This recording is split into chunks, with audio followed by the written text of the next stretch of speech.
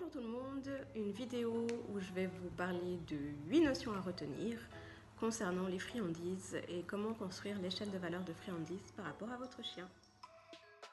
Le point numéro 1, la friandise doit être appétante pour votre chien. En général, on sait que plus ça pue, plus c'est apprécié par notre chien.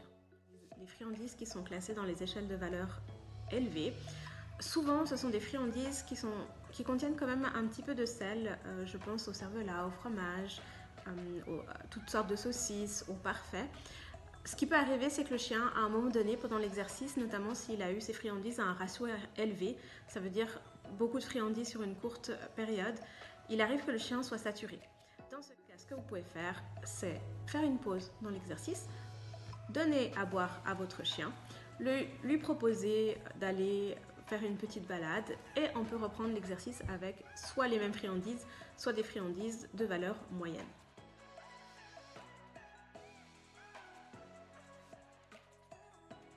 Le point numéro 2, la friandise doit être facile à manger et non friable. En ce qui concerne le fait d'être facile à manger, ça veut dire que la taille de la friandise est adaptée à la capacité masticatoire du chien. C'est vrai que si on donne une très grosse friandise à un petit spitz, on sait que ça va prendre du temps, ce ne sera pas forcément adapté à sa capacité buccale, notamment si on doit avoir un haut ratio à proposer au chien dans un exercice. Par rapport à l'aspect friable, on observe souvent avec des aliments des friandises sèches. Quand le chien prend, ça s'effrite, ça se casse quand il prend la friandise, ce qui fait qu'il y en a un petit peu qui tombe par terre. Le chien veut à tout prix obtenir la moindre dernière petite miette de cette friandise, donc il décroche de l'exercice, il part sur du flair pour chercher la friandise, et c'est vrai que ça peut être frustrant aussi pour l'humain qui lui est concentré et attend de nouveau d'avoir l'attention de son chien pour repartir sur l'exercice.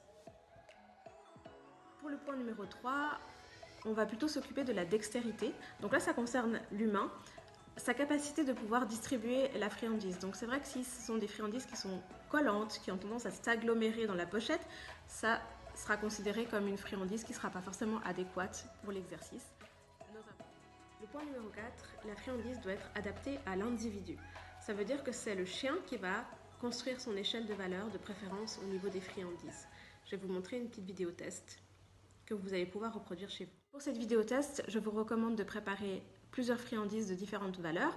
Dans les hautes, on va pouvoir prendre des saucisses par exemple, ou du fromage. Dans moyenne, les croquettes habituelles du repas, ou bien d'autres types de friandises pour chiens. Et enfin, dans les valeurs basses, on sera plutôt sur du légume. Pour l'exercice, vous prenez toutes les friandises, vous les placez indépendamment l'une de l'autre en fonction des valeurs. D'une manière linéaire, vous envoyez votre chien aller chercher les friandises et vous allez voir vers quelle friandise il va se tourner en premier. En général, c'est ce qui va pouvoir vous indiquer que c'est une friandise de haute valeur. Ok. Lucky? Ok. Et pas libérateur, moi, ok aujourd'hui? Allez, va.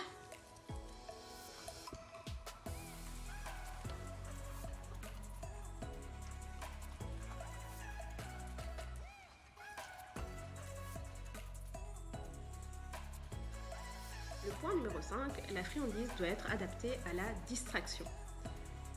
En extérieur, quand l'environnement est challengeant, qu'il y a beaucoup de monde, beaucoup de chiens autour, essayez dans votre échelle de valeur de prendre plutôt les friandises qui seront de haute valeur et à l'intérieur, à la maison, celles qui seront de basse valeur. La notion concernant le point numéro 6 est celle de l'équilibre. On sait que les friandises, selon ce qu'on va proposer, peuvent être riches en additifs, en sel, comme je l'ai indiqué avant, peuvent être mixtes en termes de composition avec des céréales et autres. Donc dans l'idéal, ce serait bien plutôt de se tourner vers ce qui est le plus naturel possible avec un maximum de viande, de préparer vous-même les friandises à domicile aussi, ça peut être une solution, et de se dire qu'en fonction du nombre d'exercices qu'on a fait dans la journée, donc du nombre de fois on a donné des friandises à notre chien, ne pas hésiter à réduire la ration alimentaire ou bien à utiliser justement la ration alimentaire, donc les croquettes du repas de votre chien, pour faire les exercices. Pour le point numéro 7, je vous recommande de ne pas mélanger toutes les différentes valeurs de friandises dans la même pochette. Pourquoi? Parce que si toutes les valeurs se mélangent, on obtient une valeur. Et enfin, le point numéro 8, comment est-ce que je sais quelle friandise donner à quel moment par rapport à l'exercice que je propose à mon chien? Si par exemple, votre chien, vous commencez un exercice, vous lui donnez, je sais pas, du cervelas. Là, votre chien, il est tellement content de recevoir du cervelas, il sautille partout, il n'arrive pas à se concentrer, il essaye de mettre les pattes pour attraper la nourriture. Là, vous voyez que votre chien, ça le rend un petit peu foufou. Peut-être se dire, ok, ça a tellement une grande valeur pour lui que je vais peut-être descendre dans mon échelle de valeur de friandise en proposant autre chose qui est un petit peu moins appétant mais toujours apprécié par le chien, afin d'avoir un état émotionnel un petit peu plus stable. A contrario, si vous proposez une friandise à votre chien, vous voyez que ça ne l'intéresse pas tellement, il préfère aller jouer avec les copains à côté, il préfère aller explorer, partir de la situation, en fait ça ne l'intéresse pas. Peut-être que vous lui avez proposé une friandise qui était dans les valeurs basses, et dans ce cas, pour avoir sa concentration, je vous propose de monter un petit peu la valeur, soit dans les valeurs hautes, soit dans les moyennes valeurs. Ce sera à vous d'identifier en fonction de votre chien et du challenge que vous lui proposez. Et voilà, à votre tour de construire l'échelle de valeur de friandise de votre chien et je vous dis à bientôt.